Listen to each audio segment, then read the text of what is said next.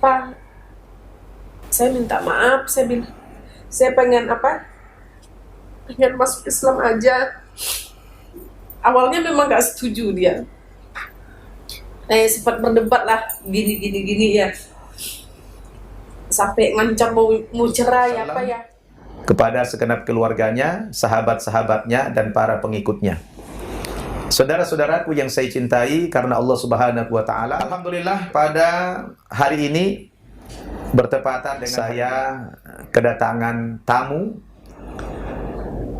orang tua salah seorang santriwati kita yang mu'allafah, yaitu orang tua dari Ananda Khadijah, ya, yang mana kunjungan beliau ini adalah biasa sebagai orang tua ingin mengunjungi anaknya di pesantren kita. Secara kebetulan beliau ini memang sekeluarga telah masuk agama Islam, dan saya syahadatkan di pesantren Mu'allaf Putri An-Naba Center Indonesia ini sekitar bulan November tahun 2019 yang lalu.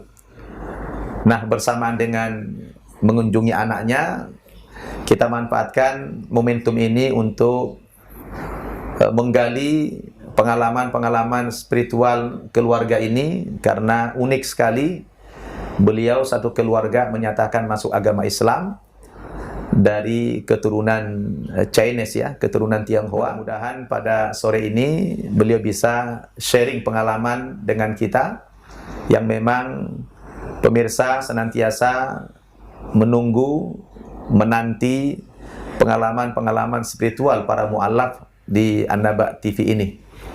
Oleh karena itu, langsung saja kita sapa keluarga ini. Assalamualaikum Pak Edi. Apa kabar Pak Edi dan Ibu? Baik. Sehat ya? Sehat. Alhamdulillah. Selamat datang ya ke pesantren ini untuk yang kedua kalinya, ya, mengunjungi putrinya yang sudah mondok di pesantren Putri An-Naba Center Indonesia ini. Ya, Pak Edi sama Bu Titin, ya. Beliau ini marganya apa, Pak?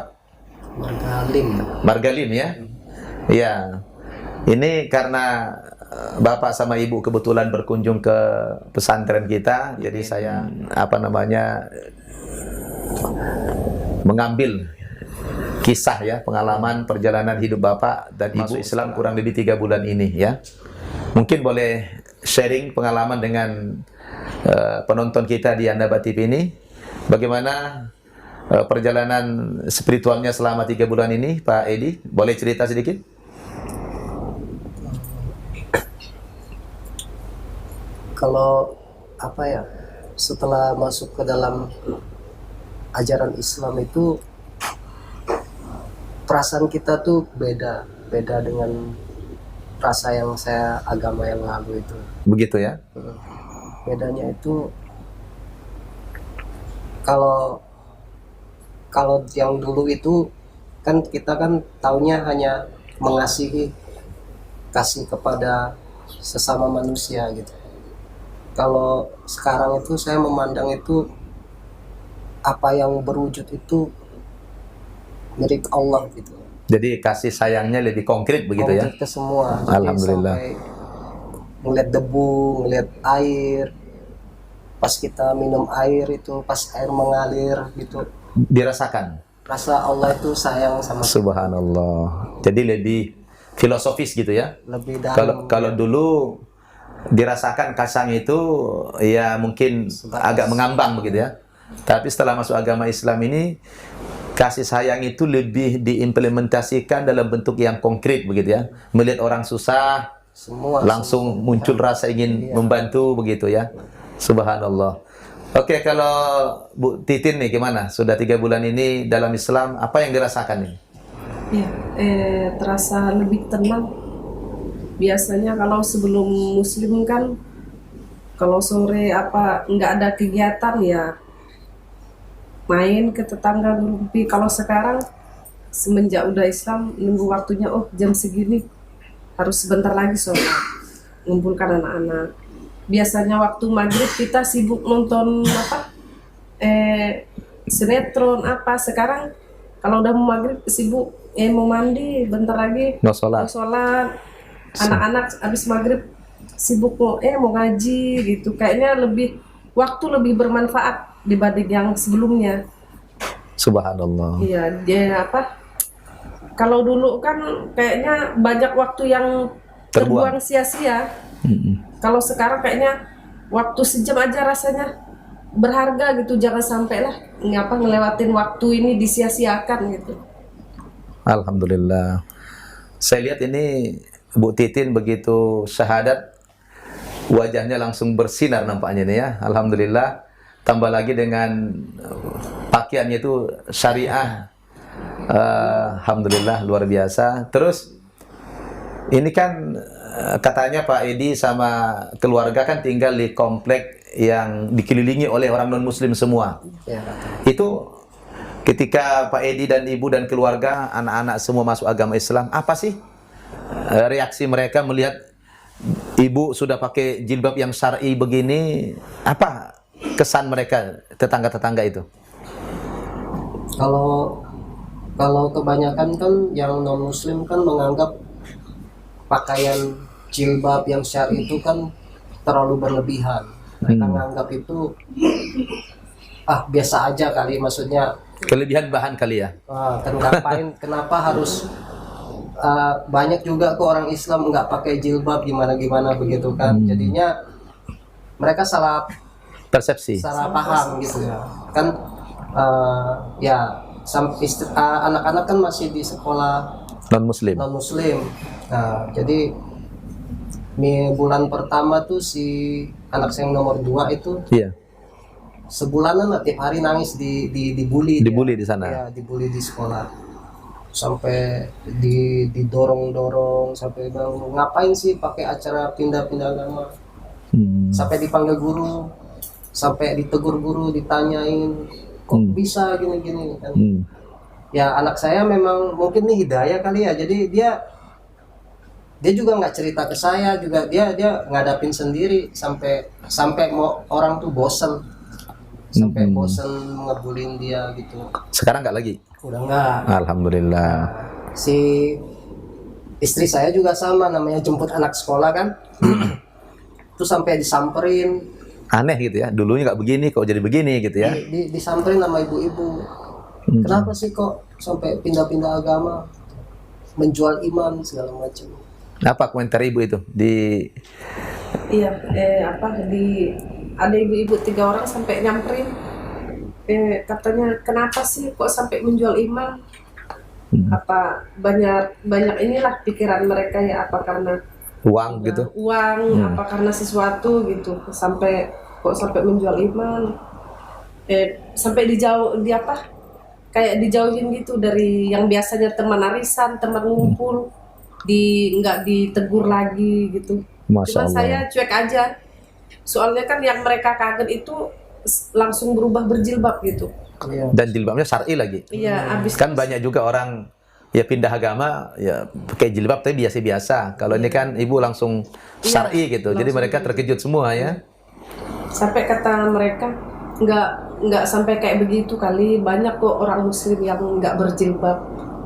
Abis itu saya bilang saya ngikutin Islam kan karena jilbab juga itu salah satu, saya bilang ke mereka kan. Yang kalian mau berpandangan kalian kepada saya, kepada anak-anak saya, itu hak kalian, terserah kalian.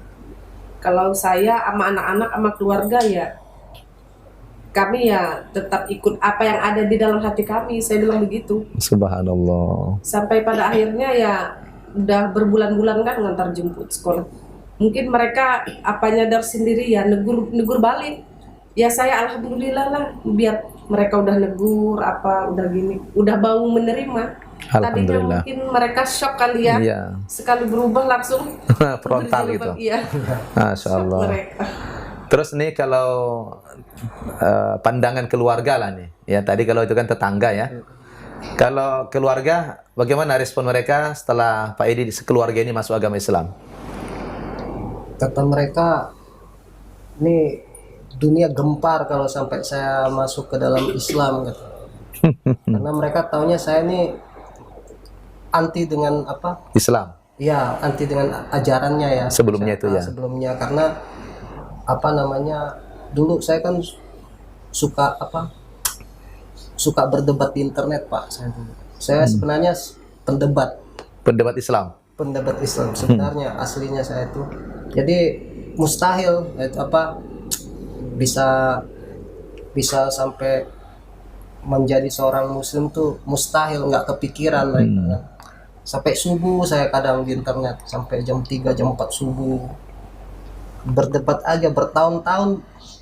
Jadi saya tahu betul apa pelajaran ajaran di dalam Islam itu. Islam itu saya. Nah, oke Pak Edi, ini ada mungkin yang membuat penasaran pemirsa ini ya. Tadi kan Pak Edi bilang bertahun-tahun Pak Edi itu tukang debat. Ya, mendebat Islam, menjelek-jelekkan Islam itu. Tiba-tiba Pak Edi masuk Islam bukan sendiri lagi, sekeluarga bersama anak-anak lagi. Ini kan jarang terjadi ya. Kok bisa Pak Edi mengajak semua keluarga masuk agama Islam? Ini kan tentu pemirsa ini penasaran ini. Apa sih sebenarnya yang mendasari dulu Pak Edi kok tiba-tiba ingin menyatakan masuk Islam sekeluarga itu? Apa alasannya dulu? Ya karena memang Islam yang benar, Pak.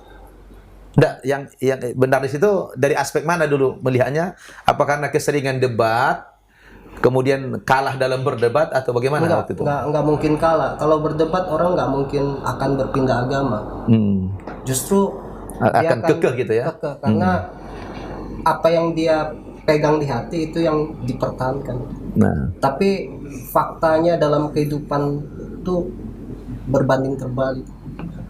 Jadi terus apa yang mendorong Pak Edi dulu langsung pengen masuk Islam itu apanya?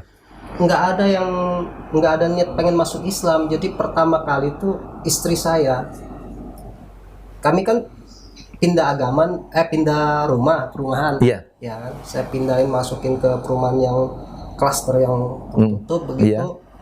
Nah, setelah itu kebetulan tetangga kami ini ada seorang keluarga muslim. Tetangga saya satu ini keluarga muslim dan dia benar-benar alim, Pak. Memang alim ya, sangat alim. Nah, selama 7 tahun di situ saya tinggal itu, saya tuh belum pernah dengar suara anaknya bersuara, nggak pernah dengar suara teriak istrinya atau suara bapaknya. Adem gitu ya? Jadi iya kayak sunyi, hening gitu, adem pokoknya. Kalau saya pulang itu dari kerja itu jarak 10-20 meter dari rumah saya, suara anak saya udah kedengaran bergema mana-mana teriakan. Udah ini keluarga kok ribut melulu katanya. Caci maki segala macam kan. Begitu saya perhatiin yang piring layang lah gitu ya. Saya diam-diam perhatiin, tapi kan saya nggak ngomong, diam-diam saya perhatiin. Saya bilang, nah tanpa sadari istri saya ngomong, kok keluarga sebelah kayaknya adem gitu ya. Saya bilang iya sih. Habis itu, nah entah gimana istri saya mau masuk Islam, saya masih kekeh nggak mau kan. Saya mau masuk Islam, nanya sama saya. Sebentar. Jadi yang pertama sekali itu ingin masuk Islam bukan Pak Edi ya? Bukan. Ibu dulu ya? Ibu dulu. Oh begitu ya. Ini menarik ini cerita ini. Nah, ya terus. Istri saya mau masuk Islam, saya kaget, Pak. Cuman kan kaget saya nggak bisa ngomong, sampai nggak bisa ngomong, saya diem. Dibicarakan tuh di meja makan. Saya bilang ya udah kalau memang mau masuk jadi orang Islam ya konsekuensinya harus diterima. Saya bilang ya paling mungkin kita cerai, saya bilang begitu. Oh sampai begitu ancamannya? Terus? Karena nggak mungkin saya masuk Islam, karena bagi saya Islam itu ajarannya itu nggak sesuai itu waktu itu. Gitu. Saya berusaha menolak. Iya, saya berusaha membuat dia ragu lah. Istri saya jadi lawan debat saya. Jadi saya cecer terus kan ya. Tetap karena dia melihat 20 tahun jadi di dalam berkeluarga itu secara agama yang lama itu memang selalu rame di rumah. Iya, nggak ada aturan. Nah, nggak ada aturan apa-apa gitu. Dan tadi kan dengar tetangga adem gitu ya. Iya, dia terinspirasi dari Gitu. tetangga Pas sebelah. di rumah ada saja yang melayang gitu ya. Dia cerita ke saya juga nggak bisa jawab karena memang fakta. Begitu ya. Iya, dia fakta, ada buktinya memang. Iya. Saya bilang di Islam ini ngebom gini. Dia tetap, namanya kalau ini mah ajaran apa aja katanya juga ada yang jelek, ada yang Masya sesatnya katanya ya. Akhirnya udah dia mau masuk Islam. Akhirnya saya nggak ngomong tuh Pak, nggak bicara tuh. Diam-diam dia ngajarin anak-anak. Tapi stop dulu. Saya penasaran nih. Jadi kita lanjut dulu sama Bu Titin nih. Kan yang pertama kali ingin katakanlah dapat hidayah itu kan Bu Titin nih. Iya. Akhirnya di rumah menjadi berdebat sama suami sendiri, bahkan Pak Edi ingin menawarkan cerai kalau Bu Titin kekeh ingin masuk Islam. Itu apa sebenarnya yang mendorong Bu Titin ingin masuk Islam itu? Iya, awalnya sih tetangga sebelah. Kehidupan tetangga sebelah itu kayaknya adem. Ngomong suami istri lembut, sama anak lembut. Memang sih tetangga itu pakai jilbab. Pakai jilbab syar'i. Masya Allah.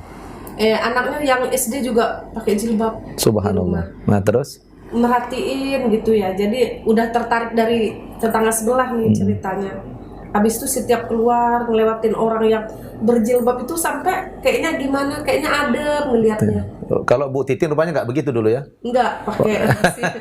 Iya, masih. Pakai celana bupati lah ya. Iya. Iya, masih Iya. bupati. Cuman apa, setiap ngelihat orang berjilbab kayaknya tersentuh gitu. Subhanallah. Saya pikir-pikir ya, orang berjilbab memang benar sih, namanya paha segala macam anggota tubuh kita kan yang boleh ngeliat tuh cuma suami kita, nggak harus pemandangan itu nggak harus bareng-bareng sama orang lain gitu. Orang lain nggak boleh lihat kecuali yang udah jadi suami kita. Kan dipikir-pikir banyak hal positifnya kalau berjilbab ini, menghindari kejahatan, menghindari zina mata. Udah apa? Abis itu ngelihat tetangga sebelah apa adem, setiap hari pengen tahu nih, main ke sebelah ngobrol sama ibu sebelah kan. Pas suaminya datang, langsung nyambut suaminya, cium tangan, apa kayaknya menyentuh hati saya banget. Kalau di rumah nggak gitu? Di rumah gimana Bu? Kalau sekarang sih udah begitu. Oh udah gitu, alhamdulillah. Tadinya enggak. Tadinya enggak tuh. Iya. Terus anak-anak gimana itu? Iya, abis itu anaknya sama dia hormat. Sedangkan anak saya ya hari mau berangkat ke tempat ibadah, setiap minggu kan mau berangkat tempat ibadah, kadang marah-marah dulu. Anak-anak kok padahal setiap minggu pulang beribadah berantem lagi. Dan itu mau ke rumah ibadah padahal itu? Iya. Ribut dulu gitu? Iya. Habis itu saya juga setiap hari minggu ke rumah ibadah, namanya kita duduk ya, ngelihat kiri kanan pakai rok pendek segini, ngelihat situ pakai sandal hak tinggi kayak pamer lah. Passion gitu, kayak adu passion, bukan buat tujuan buat beribadah. Masya Allah. Bahkan kadang ada yang kayak pamer mobil segala macam gitu, kayak bukan hati tuh bukan buat apa? Bukan buat Tuhan itulah. Iya, kayak cuman buat pamer kekayaan. Habis itu saya nyadar di situ. Pas apa? Udah lama ya saya pendam ini ya. Kadang suka nangis sendiri. Kadang tengah malam suka nangis. Papanya lagi tidur. Suka nangis ngeliat papanya apa. Suka merenungkan keluarga saya. Ngerenungin anak-anak saya sudah mulai gede. Habis itu kayak suami saya kan kerja berangkat pagi pulang malam. Habis itu anak-anak kalau keluar pakai celana pendek, saya juga udah nggak tenang. Udah nggak tenang namanya. Udah menginjak usia remaja ya? Iya, udah usia remaja. Namanya apa? Anak perempuan 2, saya anak gadis. Jadinya saya harus buat keputusan ini. Saya pengen merubah semuanya, pengen yang lebih baik. Saya pengen hidup keluarga saya itu ada aturannya, punya aturan. Allah. Selama ini 20 tahun menikah, kayaknya kurang aturan dari segala macam hal. Habis itu saya kan baca apa di Google tuh, peraturan-peraturan di Islam mau minum aja harus berdoa, mau masuk kamar mandi berdoa, mau makan berdoa. Apa saya mikir ini bagus banget nih buat kehidupan keluarga tuh bagus gitu. Masya Allah. Abis itu pas bangun subuh ya dengar azan subuh gitu sampai netesin air mata. Masya Allah. Kayaknya benar-benar menyentuh lah gitu. Udah saya ngomong ke papanya, Pak, saya minta maaf, saya bilang saya pengen pengen masuk Islam aja. Awalnya memang gak setuju dia, sempat berdebat lah gini ya, sampai ngancam mau cerai ya. Saya diam sampai saya mikirnya ya, kalau bener memang masih jodoh ya pasti masih bersama. Kalau benar-benar nggak jodoh ya mau diapain lagi, saya mikirnya. Tapi saya harus masuk Islam, udah kekeh banget. Cuman mikir lagi ke anak-anak ya, apa saya anak-anak ntar gimana gitu, mikirnya terlalu banyak pikiran saya. Sampai pas satu malam itu, tengah malam itu asli satu malam saya nggak bisa tidur. Masya Allah. Semalaman sampai pagi nggak bisa tidur. Allah. Suami saya nggak tahu sampai pagi. Kayak biasa dia berangkat kerja sampai siang saya harus putuskan itu. Udah saya ngomong lagi, saya harus masuk Islam. Terserah Papa mau berpandangan apa, terserah. Saya mau ikut jalan saya putuskan begitu. Akhirnya Pak Edi takluk juga. Masih izin. Ya musyawarah sama anak-anak semua. Sampai musyawarah begitu ya? Iya, malam itu musyawarah. Alhamdulillah. Terus anak-anak reaksinya bagaimana? Kalau yang kayak yang Khadijah gimana waktu itu? Waktu pertama kali Mama mengajak musyawarah, mamanya pengen pindah agama, apa yang dikatakan sama Khadijah waktu itu? Ya kaget. Kaget itu ya? Karena itu di luar dugaan. Yang nggak bisa ngomong apa-apa. Cuman kalau misalkan dia mau pindah, itu ya dia dukung, saya dukung. Cuman belum tentu saya masuk Islam. Maksudnya saya mikirnya begitu. Tidak menghalangi? Saya tidak menghalangi Mama masuk Islam, tapi saya tidak masuk Islam. Tapi saya mendukung. Oh, Mama mau masuk Islam, Mama mau selama ini, udah Papa itu hak pribadi ya? Mama. Cuman kalau untuk saya pribadi saya masuk Islam, saya menolak. Itu dulu sih. Masya Allah. Terus bisa takluk waktu itu gimana? Mamanya apa yang diajarkan mamanya sampai takluk Khadijah? Enggak, Mama nggak ngajar apa-apa. Saya sendiri yang mau. Malah sendiri mencari di mana itu nyarinya? Di YouTube. Malah mencari tahu tentang Islam di YouTube sendiri ya. Nah, terus tersentuh juga akhirnya. Iya. Hal apa itu yang membuat Khadijah juga waktu itu langsung takluk? Saya ngaji. Oh, dari ngaji. Ngaji pertama. Dengarkan ngaji gitu. Iya, pertama kan awalnya kan dipaksa. Tiba-tiba, Ustadz, anak saya Tessa mau ngaji.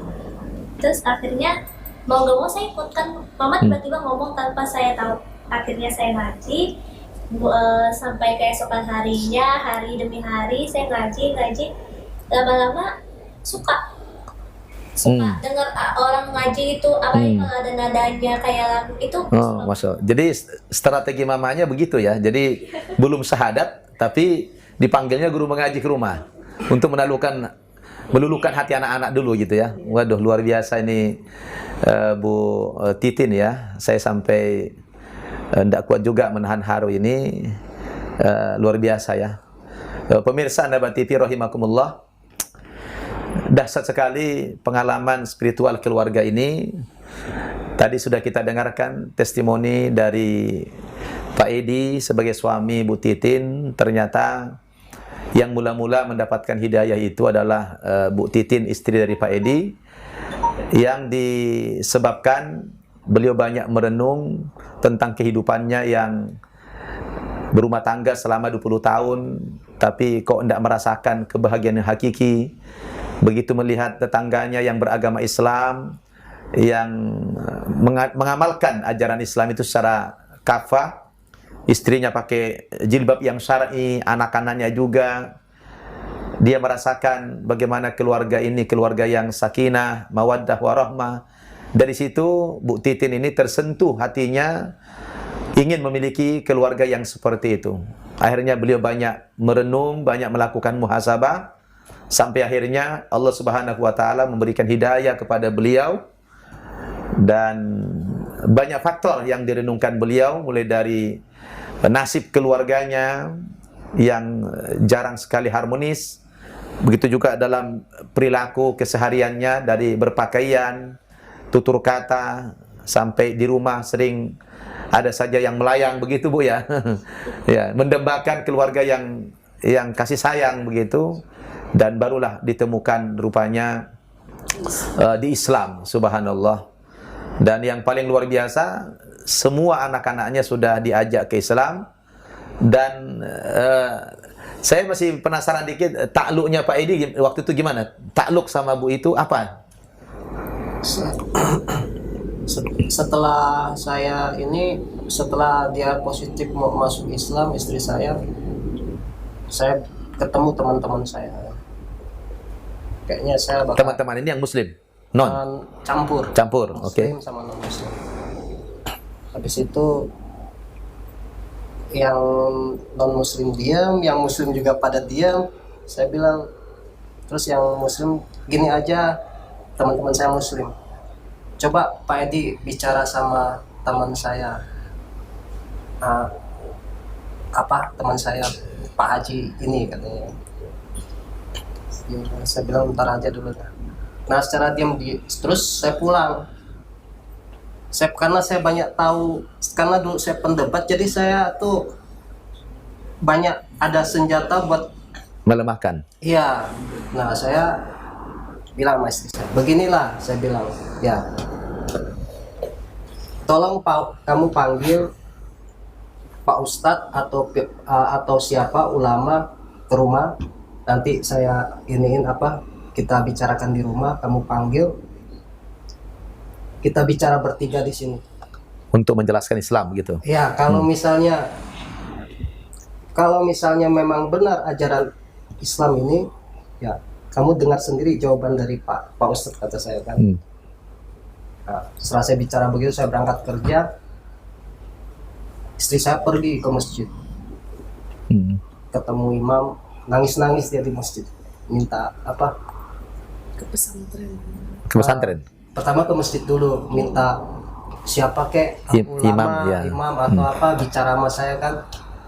Nah, yang ulama, yang imam di situ nggak berani, dia disuruh ke siapa lagi, dia sampai pergi ke pesantren, nggak kenal pesantren yang belum pernah dimasuk. Pesantren saya datang. Masya Allah. Nyari orang untuk bicara sama saya, gitu. Habis itu nggak ada yang ini. Nah, nggak ada yang mau. Ya, secara diam-diam di masjid itu berkumpul tuh orang-orang Ustadz untuk ketemu saya. Ada beberapa orang udah mulai berkumpul kan, pada bicarain saya nih kan, mau bicara tentang ajaran Islam. Nah, saya pas lagi sendiri tempat kerja, berpikir sendiri. Nah, begitu saya pulang, anak saya ternyata udah belajar sholat, yang kecil, yang nomor 2 juga belajar sholat. Saya panggil, saya bilang, ini bukan main-main loh, ini bukan permainan loh. Kalau kalian mau masuk Islam, nggak boleh keluar lagi. Saya bilang, kalau udah masuk nggak bisa keluar. Pikir baik-baik. Terus anak saya dua-duanya mau, ngotot. Bertiga waktu itu ya. Tiga-tiganya ngotot mau. Alhamdulillah. Ya, saya Kecil Khadijah ya? belum, enggak. Terakhir. Habis itu saya pikir, nah, tapi belum syahadat Pak, nggak berani kan, karena saya masih, selang besoknya saya pulang, istri saya datang, cium tangan saya kan. Itu pertama kali tangan saya dicium sama, jadi tumben gitu ya? Istri saya. Ya, seumur hidup pertama kali istri saya cium tangan saya, anak-anak saya ngumpul ngantri cium tangan saya satu persatu. Saya ngerasa beda gitu kan. Alhamdulillah. Habis itu waktunya sholat, saya lihat mereka sholat.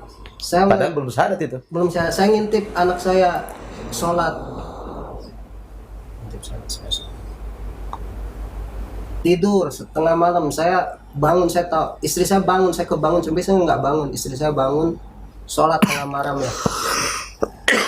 Saya ngintip, pura-pura merem tapi saya ngintip itu. Istri saya sholat nangis-nangis di situ kan. Saya pikir habis itu saya harus ketemu orang ini. Saya pikir saya harus ketemu orang yang bisa menaklukkan pikiran saya sendiri. Karena pikiran saya ini sudah tersistem untuk menolak Islam. benar dan menolak Islam. Dan harus ketemu orang yang bisa mengalahkan semua pemikiran saya. Tapi nggak ada, saya pikir siapa ya. Nah, saya ingat sama teman saya itu bilang ketemu Pak Haji itu. Ya udah, saya bilang, saya tutup toko. Ayo kita berangkat. Berangkat saya. Saya udah siapin hampir ratusan pertanyaan, Pak, dan pertanyaan itu bagi saya tuh Mendasar. iya, mendasar. Habis itu contohnya misalnya waktu saya bilang sama Pak istri saya bilang kenapa Nabi Muhammad ada belakangnya harus ditambahin sallallahu Sallallahu alaihi wasallam. alaihi wasallam. Tolong Pak, dia pergi. Ulama nggak ada yang nggak berani mau menjawab, katanya terlalu ini kan. Begitu saya sampai di rumah Pak Haji itu, Pak Haji itu biasa aja, santai gitu kan, kayak apa, kayak bukan haji lah, kayak itu biasa aja. Ayo duduk katanya, duduk. Ngobrol yang lain-lain. Begitu saya nanyain pertanyaan pertama, dia jawaban dia itu udah bisa menjawab semua pertanyaan saya, Pak. Ya saya nggak berani nanya lagi, atau jawabannya itu aja. Subhanallah. Jadi saya pikir, jadi yang ada di pikiran Pak Edi sudah terjawab semua sama. iya, sama jawaban yang pertama saya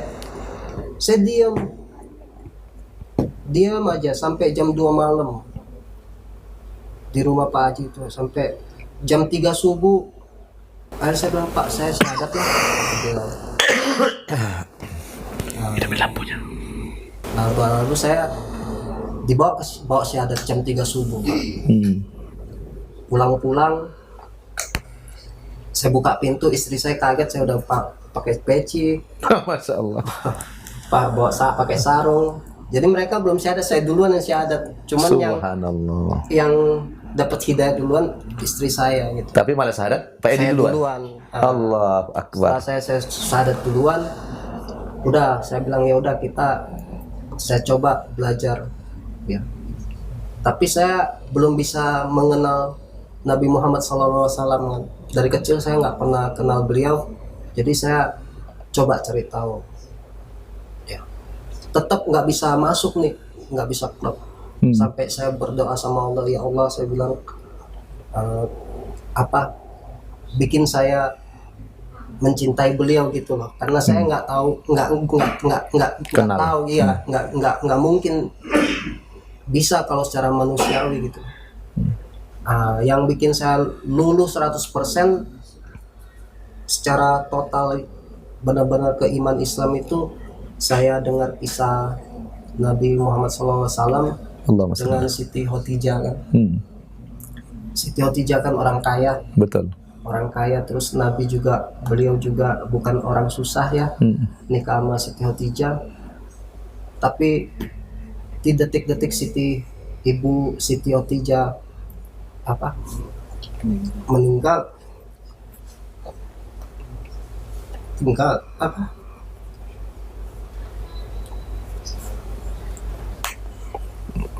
nggak meninggalkan harta apa semua.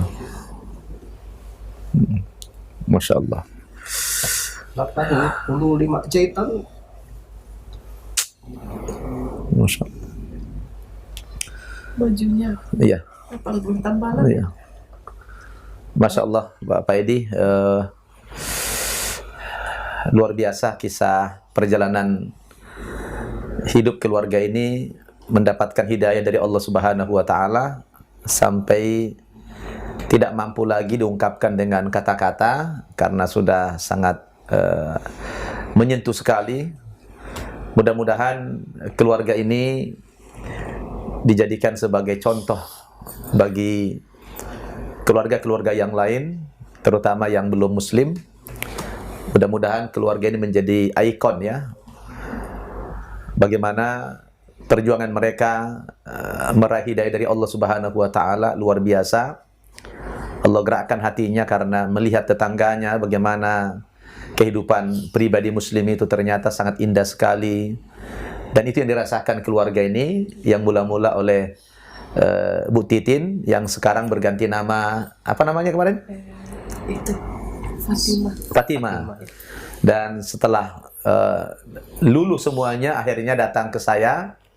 Satu keluarga ini menyatakan ingin masuk agama Islam dan saya syahadatkan langsung di pesantren Mu'allaf An-Naba Center Indonesia pada bulan November waktu itu ya, tahun 2019. Termasuk anaknya yang paling bontot. Nah ini nih, sini sayang, sini. Nah ini juga udah kita syahadatkan nih. Ini sama Ustadz sini. Atau duduk sini, sama Ustadz dulu. Nah ini udah langsung syahadat. Ini namanya Theo ya. Iya, Theo. Sekarang kita kasih nama apa namanya sayang? Muhammad. Ini Muhammad udah bisa Al-Fatihah belum? Udah bisa Al-Fatihah? Nah, coba. Bismillahirrahmanirrahim. Alhamdulillahirabbil alamin. Arrahmanirrahim. Maliki yaumiddin. Iyyaka na'budu wa iyyaka nasta'in. Ihdinas siratal mustaqim.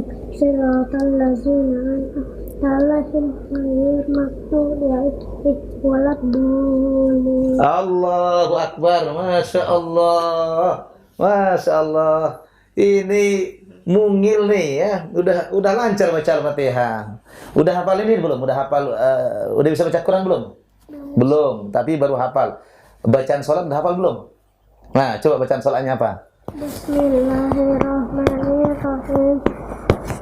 Qul a'udzu birabbin nas, malikin nas, ilahin nas, min syarri waswasil nas, allazi yuwaswisu fi sudurin nas, minal jinnati wan nas. Masya Allah. Kalau bacaan ruku apa? Bismillahirrahmanirrahim. Subhana rabbil azimi wa bihamdihi subhana rabbil azimi wa bihamdihi subhana rabbil azimi wa bihamdihi. Allahu Akbar. Setelah masuk agama Islam itu benar-benar dipraktekkan dan itu sebagai konsekuensi daripada keislamannya yang memang sempat berdebat dengan suami karena beliau ngotot atau kekeh ingin pindah agama menjadi muslim. Tentu ada konsekuensinya. Menjadi muslimah itu tidak boleh tanggung-tanggung, tapi harus kafah. Dan itu sudah dimulai dari keluarga ini dan langsung putrinya yang tertua diserahkan kepada kami untuk belajar di pesantren Mu'allaf An-Naba Center Indonesia, yaitu Khadijah. Yang sekarang Khadijah sudah lancar baca Quran ya? Alhamdulillah. Sudah Al-Quran ya? Tidak Iqra lagi kan? Sudah Al-Quran. Alhamdulillah. Bayangkan pemirsa 3 bulan ya sudah lancar membaca Al-Quran. Ini sebagai contoh kepada keluarga kita ya. Mudah-mudahan yang belum muslim bisa mengikuti jejak keluarga ini supaya diberikan petunjuk oleh Allah Subhanahu wa taala, dan yang sudah muslim keluarganya mari kita wujudkan keluarga kita yang islami, keluarga yang sakinah, mawaddah, warahmah. Mari kita mementingkan agama ini daripada dunia. Sebab kita ini hidup sebentar saja dan bekal kita tentu hanya agama saja, hanya iman saja dan amal soleh kita. Mudah-mudahan Allah Subhanahu wa taala memberikan taufik dan hidayah kepada kita sehingga tetap istiqomah dalam beragama Islam sampai akhir hayat kita. Allah katakan wala tamutunna illa wa antum muslimun. Jangan sampai kalian mati terkecuali dalam keadaan yang beragama Islam. Pemirsa Naba TV rahimakumullah, tidak terasa bincang-bincang kita ini sudah lebih setengah jam ini. Luar biasa, nggak terasa dan masih banyak yang ingin kita gali. Sebetulnya dari keluarga ini sangat menarik sekali kisah hidupnya, tapi waktu juga yang membatasi kita. Mudah-mudahan antum mendapatkan ibrah, nasihat, pelajaran yang berharga dari keluarga ini. Bagaimana proses mereka mendapatkan hidayah dari Allah Subhanahu wa taala, sungguh menakjubkan kita semua. Kita pantas mengucapkan terima kasih kepada Pak Edi Suryadi dan juga kepada Bu Titin yang sekarang sudah berganti nama menjadi Fatimah bersama anak-anak Khadijah. Dua lagi tidak dibawa Bu ya, tinggal di rumah. Nah ini mudah-mudahan Theo apa cita-citanya nanti? Mau jadi apa? Polisi. Jadi polisi. Jadi polisi ya, bukan jadi ustadz. Jadi polisi, alhamdulillah ya. Saya yakin pemirsa sangat turut merasakan apa yang mereka rasakan ini, karena memang ini kisah nyata dari perjalanan keluarga ini. Mudah-mudahan mereka senantiasa dibimbing oleh Allah Subhanahu wa taala, dan putrinya Khadijah bercita-cita jadi apa Khadijah? Ustazah. Masya Allah, pengen jadi ustazah ya. Kita doakan semoga anak-anaknya menjadi anak-anak yang soleh dan solehah. Kemudian keluarga mereka yang belum muslim, semoga diberikan petunjuk oleh Allah Subhanahu wa taala. Yang pasti mereka sudah bisa mencontohkan bagaimana praktek dan perilaku menjadi seorang muslimah itu ya. Mereka sudah sekarang menjadi buah bibir orang, terjadi perubahan yang drastis 180 derajat ya, berbalik dari sisi akhlak ya. Tadinya berpakaian yang buka-bukaan dan sekarang sudah berpakaian yang syar'i. Demikian bincang-bincang kami dengan keluarga Pak Edi Suryadi, mengisahkan bagaimana mereka mendapatkan hidayah dari Allah Subhanahu wa taala. Mudah-mudahan kita yang menyaksikan tayangan video ini bisa mengambil pelajaran dan ibrah dari kisah mereka ini. Amin ya rabbal alamin. Kita tutup silaturahmi ini dengan doa kafaratul majlis. Subhanakallahumma bihamdika asyhadu an la ilaha illa anta astaghfiruka wa atubu ilaik. Saksikan testimoni para mu'allaf yang berikutnya. Assalamualaikum warahmatullahi wabarakatuh. Terima kasih Pak Edi, terima kasih Bu Titin ya. Khadijah, teman sholat, bulatkan hati untuk masuk ke